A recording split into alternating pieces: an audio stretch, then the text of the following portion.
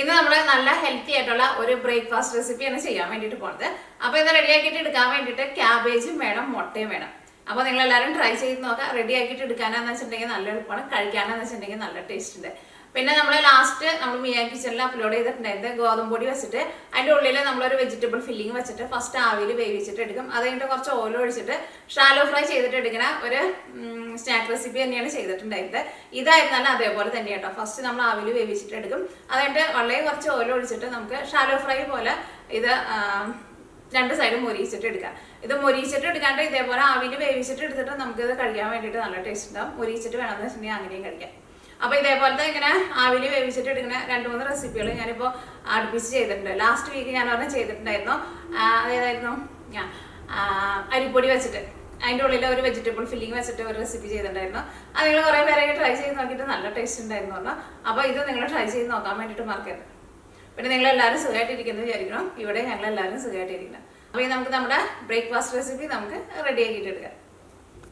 അപ്പോൾ ഇനി നമുക്കിത് റെഡിയാക്കാൻ വേണ്ടിയിട്ട് ഞാനിവിടെ 300 ഗ്രാം ക്യാബേജ് ഇതേപോലെ ഇങ്ങനെ കുറച്ച് ചെറുതായിട്ട് ഇങ്ങനെ കട്ട് ചെയ്തിട്ട് എടുത്തിട്ടുണ്ട്.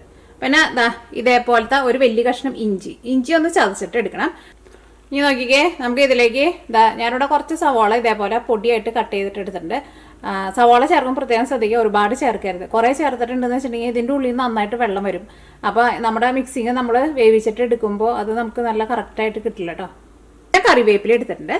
പിന്നെ ഫസ്റ്റ് നമ്മൾ കുറച്ച് വെളിച്ചെണ്ണ ഒഴിച്ചിട്ട് ഒന്ന് കടുക് പൊട്ടിച്ചിട്ട് ഇതെല്ലാം കൂടി ഇട്ടിട്ട് ഒന്ന് വേവിച്ചിട്ട് എടുക്കും. അപ്പോൾ അത് നമുക്ക് ഫസ്റ്റ് റെഡിയാക്കാം. അപ്പോൾ നമ്മുടെ പാൻ നന്നായിട്ട് ചൂടായിട്ടുണ്ട്. ഇതിലേക്ക് നമുക്ക് ഓയിൽ ചേർക്കാം. നമുക്ക് ഇഷ്ടമുള്ള ഓയിൽ ചേർക്കാം. കുറച്ച് ഓയിൽ ആവശ്യമുള്ളൂ കേട്ടോ, ഒരുപാട് ഓയിൽ ചേർക്കണ്ട. അപ്പോൾ ഓയിൽ നന്നായിട്ട് ചൂടായിട്ടുണ്ട്. ഇനി ഫസ്റ്റ് നമുക്ക് കടുക് പൊട്ടിക്കാം. ഒരു 1/2 ടേബിൾ സ്പൂണിൻ്റെ അടുത്ത് കടുക് ചേർക്കാം. അപ്പോൾ കടുക് പൊട്ടിയിട്ടുണ്ട്. ഇതിലേക്ക് നമ്മൾ ആ സവാള എടുത്ത് വെച്ചിട്ടില്ലേ, ആ സവാള ചേർക്കാം. ഇഞ്ചി ഞാനിവിടെ നന്നായിട്ട് ചതച്ചെടുത്തിട്ടുണ്ട്. അതേപോലെ ഒന്ന് വിടിയിച്ചിട്ട് വേണോട്ടോ ഇടാൻ വേണ്ടിയിട്ട്, അല്ലെങ്കിൽ എല്ലാം കൂടിയിട്ടാണ് കട്ട പിടിച്ച പോലെ കിടക്കും. കറിവേപ്പിലയും ചേർക്കാം.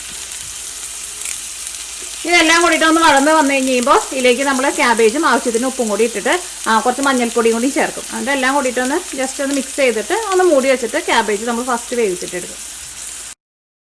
ഞാനിവിടെ 1/4 ടേബിൾ സ്പൂൺ മഞ്ഞൾപ്പൊടി ചേർക്കുന്നുണ്ട്.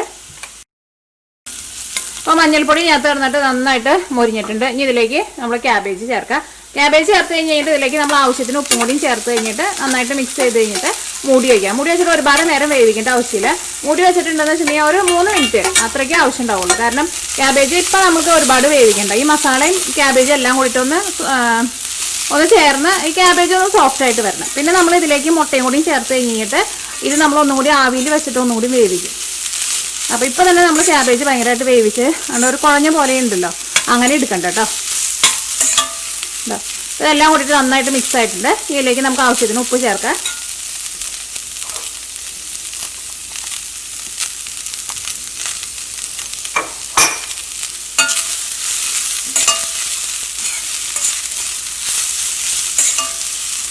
നമുക്കൊരു മീഡിയം ഫ്ലെയിമിൽ ഒരു 3 മിനിറ്റ് മൂടി വയ്ക്കാം. അതിൽ കൂടുതൽ വയ്ക്കണ്ട.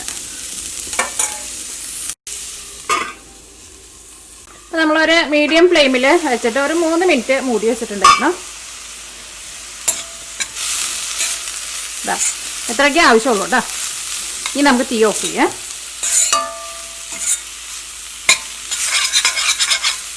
എങ്ങാനും നിങ്ങൾ എടുക്കണ ക്യാബേജിന് വെള്ളം ഉണ്ടെന്ന് വെച്ചിട്ടുണ്ടെങ്കിൽ ചൂടായി കഴിഞ്ഞിട്ട് ക്യാബേജിൻ്റെ ഉള്ളിൽ നന്നായിട്ട് വെള്ളം വരുന്നുണ്ടെന്ന് വെച്ചിട്ടുണ്ടെങ്കിൽ തുറന്ന് വെച്ചിട്ട് തീ നന്നായിട്ട് കൂട്ടി വെച്ചിട്ട് വെള്ളം ഒന്ന് വറ്റിച്ചിട്ട് എടുക്കണം കേട്ടോ. ഇനി ഇത് ഇരുന്നിട്ട് ഒന്ന് ചൂടാറട്ടെ. അപ്പോൾ നോക്കിക്കേ, നമ്മുടെ ക്യാബേജ് ഒന്ന് ചെറുതായിട്ടൊന്ന് ചൂടാറിയിട്ടുണ്ട്. നല്ല ചൂടോട് കൂടിയിട്ട് നമ്മളിതിലേക്ക് മുട്ട ചേർക്കാൻ വേണ്ടിയിട്ട് പോവാണ്. അപ്പോൾ ഒന്ന് ചൂടാറിയിട്ട് വേണം കേട്ടോ ഇതിലേക്ക് നമുക്ക് മുട്ടയും ബാക്കിയുള്ളതൊക്കെ ചേർക്കാൻ വേണ്ടിയിട്ട്. ഞാനിവിടെ 2 പച്ചമുളക് എടുത്തിട്ടുണ്ട്. പച്ചമുളക് അല്ലെങ്കിൽ നിങ്ങളുടെ എരിവിനനുസരിച്ചിട്ട് ചേർക്കാം. നല്ല പൊടിയായിട്ട് കട്ട് ചെയ്തിട്ട് ചേർക്കാം.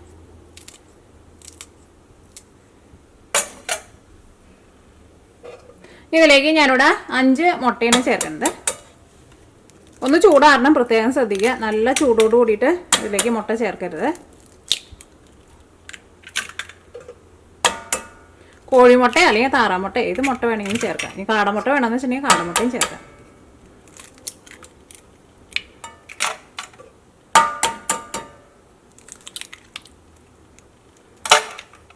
ഇതിലേക്ക് 1/2 ടേബിൾ സ്പൂൺ ഗരം മസാല ചേർക്കാം. കുറച്ച് കുരുമുളക് പൊടിയും ചേർക്കുക. അത് നമ്മുടെ ടേസ്റ്റിനനുസരിച്ചിട്ട് ചേർക്കുക.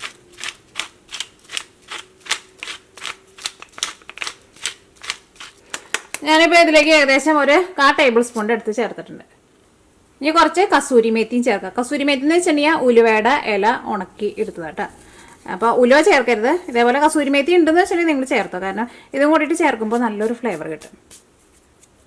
ഇതെല്ലാം കൂടിയിട്ട് ഒന്ന് മിക്സ് ചെയ്യണം. അത് കഴിഞ്ഞിട്ട് ഉപ്പ് നോക്കിയിട്ട് ഉപ്പ് നിങ്ങൾ ആവശ്യത്തിന് ചേർത്ത് കൊടുക്കുക. അതിലേക്ക് ഉപ്പ് ചേർക്കട്ടെ. ഉപ്പ് നമ്മൾ ക്യാബേജ് വേവിച്ചപ്പോൾ ചേർത്തിട്ടുണ്ടായിരുന്നു, പിന്നെ ഒറ്റയടിക്ക് ഫുള്ള് കുറേ ചേർക്കരുത് കേട്ടോ. ഇതെല്ലാം കൂടിയിട്ട് നന്നായിട്ടൊന്ന് മിക്സ് ചെയ്യുക.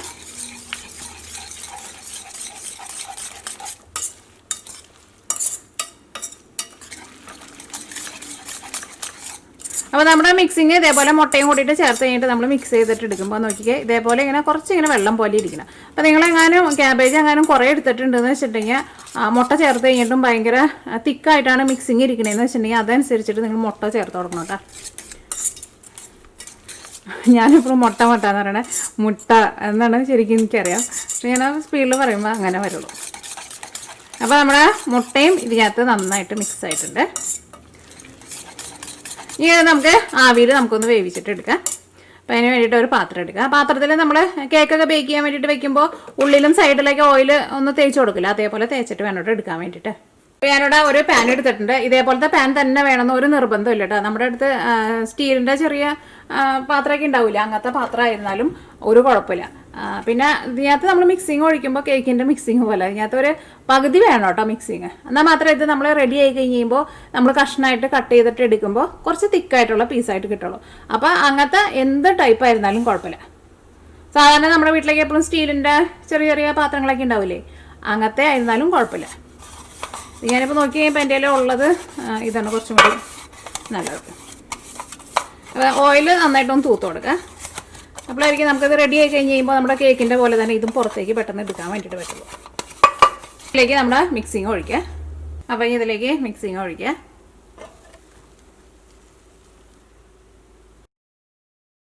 അപ്പോൾ ഇത് കണ്ടില്ലേ, ഈ പാത്രത്തിൻ്റെ ഒരു പകുതി ഉണ്ടല്ലോ, ഇത്രയ്ക്ക് വേണം കേട്ടോ. നമ്മൾ ഏത് പാത്രത്തിൽ വേണമെങ്കിലും ഒഴിക്കുന്ന പാത്രത്തിൽ ഇതേപോലെ പകുതി വേണം.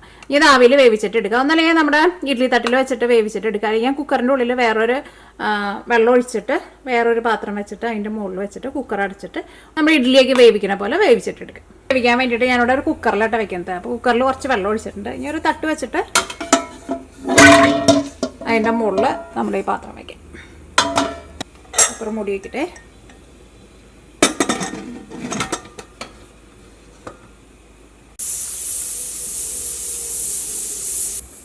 ഇനി കുക്കറിൻ്റെ ഉള്ളിൽ നിന്ന് ഒരു 4 വിസിലടിക്കണം കേട്ടോ. 4 വിസിലടിച്ച് കഴിയുമ്പോൾ തീ ഓഫ് ചെയ്യുക. അത് കഴിഞ്ഞിട്ട് കുക്കറിൻ്റെ ഉള്ളിൽ നിന്ന് ആവി മുഴുവനും പോയി കഴിഞ്ഞിട്ട് വേണം കുക്കർ തുറക്കാൻ വേണ്ടിയിട്ട്.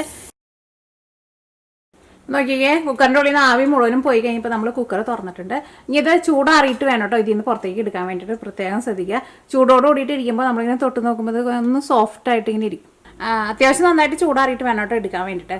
പിന്നെ ഇത് നമ്മൾ ആവിയിൽ വേവിച്ചിട്ട് എടുക്കുന്ന സമയത്ത് കുക്കറിൽ വെക്കാന്ന് വെച്ചിട്ടുണ്ടെങ്കിൽ ഒരു 4 വിസിലടിച്ചാൽ മതി. അപ്പോൾ നമുക്ക് വെന്ത് കിട്ടും. പിന്നെ നമ്മൾ ഇഡ്ഡലി പാത്രത്തിലാണ് വെക്കണതെന്ന് വെച്ചിട്ടുണ്ടെങ്കിൽ നിങ്ങൾ ഇടയ്ക്കൊന്ന് ചെക്ക് ചെയ്ത് നോക്കണം. അപ്പോൾ അങ്ങനെ തൊട്ട് നോക്കുമ്പോൾ എന്താ പറയുക, ഇങ്ങനെ ഉള്ളിലേക്കാണ് ഇരിക്കണ പോലെ തോന്നുമല്ലോ. അങ്ങനെയാണെന്ന് വെച്ചിട്ടുണ്ടെങ്കിൽ വെന്തിട്ടുണ്ടാവില്ല കേട്ടോ. അപ്പോൾ അതനുസരിച്ചിട്ട് നിങ്ങൾ കൂടുതൽ സമയം വയ്ക്കണം.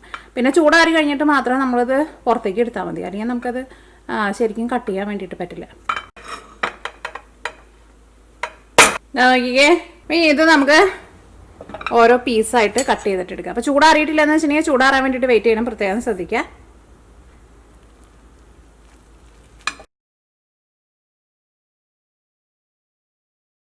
അപ്പോൾ അതിന് വേണ്ടിയിട്ട് ഒരു പാൻ വെച്ചിട്ട് ചൂടാക്കുക. ഇതിലേക്ക് കുറച്ച് ഓയിൽ ഒഴിക്കുക. ഇപ്പോൾ നമ്മുടെ ഓയിൽ ചൂടായിട്ടുണ്ട്. ഇതിൽ നിന്ന് നമുക്കിത് ഇതേപോലെ ഓരോ പീസായിട്ട് വയ്ക്കാം. ഒരു മീഡിയം ഫ്ലെയിമിൽ വയ്ക്കാം.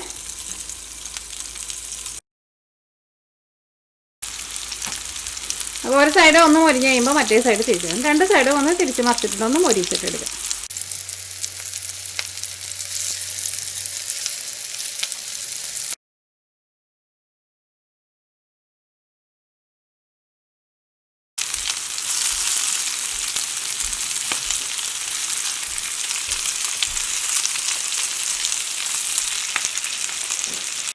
ഇപ്പോൾ ഇത് 2 സൈഡും മൊരിഞ്ഞിട്ടുണ്ട്. ഇനി ഇത് നമുക്ക് ഓയിലിൽ നിന്ന് എടുത്ത് മാറ്റാം.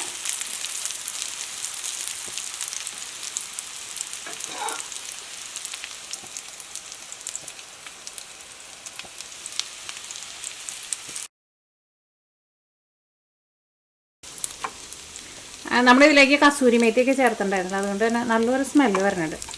കുട്ടികൾ കഴിക്കില്ല, അതിൻ്റെ അങ്ങനത്തെ ഒരു നല്ലൊരു സ്മെല്ല്, അടിപൊളി സ്മെല്ല്.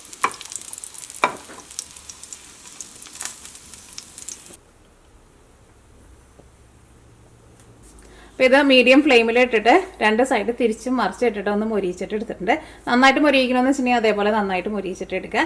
പിന്നെ കഴിക്കുമ്പോൾ നമുക്കറിയാലോ എന്ത് സാധനം ചെറിയ ചൂടോട് കൂടിയിട്ട് കഴിക്കുക, അപ്പോഴായിരിക്കും കഴിക്കാൻ വേണ്ടിയിട്ട് നല്ല ടേസ്റ്റ് ഉണ്ടാവുക. കുട്ടികൾക്കൊക്കെ ഉറപ്പായിട്ട് നല്ല ഇഷ്ടമാവും, കുട്ടികൾക്ക് മാത്രമല്ല എല്ലാവർക്കും നല്ല ഇഷ്ടമാവും. അപ്പോൾ നമുക്ക് ഇതിൽ നിന്നൊരു ചെറിയ കഷ്ണം എടുത്തിട്ട് നമുക്കൊന്ന് കഴിച്ച് നോക്കാം.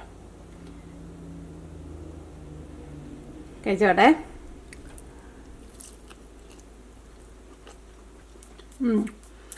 അതാ ആ ഫ്ലേവർ ഉണ്ടല്ലോ, ശരിക്കും നമ്മൾ റെസ്റ്റോറൻറ്റിലേക്ക് പോയിട്ട് എന്തെങ്കിലും ഫുഡൊക്കെ കഴിക്കുമ്പോൾ ഒരു ഫ്ലേവർ കിട്ടില്ലേ, അങ്ങനത്തെ ഒരു ഫ്ലേവറാണ്. ശരിക്കും നല്ല ടേസ്റ്റ് ഉണ്ട്. അപ്പോൾ നിങ്ങൾ കസൂരി മേത്തിയൊക്കെ ഉണ്ടെന്ന് വെച്ചിട്ടുണ്ടെങ്കിൽ അതേപോലെ ഇട്ടിട്ട് റെഡി ആക്കിയിട്ട് എടുക്കാൻ വേണ്ടിയിട്ട് ശ്രദ്ധിക്കണം കേട്ടോ.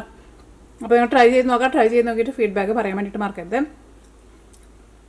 നല്ല ടേസ്റ്റാണ് ശരിക്കും. ആ ക്യാബേജിൻ്റെ ഒരു ടേസ്റ്റൊന്നും ഇതിനകത്ത് വരുന്നില്ല കേട്ടോ. ക്യാബേജിൻ്റെ മുട്ടയുടെയും അതിൻ്റെ നല്ലൊരു ടേസ്റ്റ്, വേറെ ഒരു പ്രത്യേക ഒരു ടേസ്റ്റ്, നല്ല രസമാണ് ശരിക്കും. അപ്പോൾ ഞാനിതുകൊണ്ട് കഴിക്കട്ടെ. എനിക്ക് ശരിക്കും നല്ല ഇഷ്ടമായി. ബ്രേക്ക്ഫാസ്റ്റ് ആയിട്ട് കഴിക്കാം, അടിപൊളി സാധനം.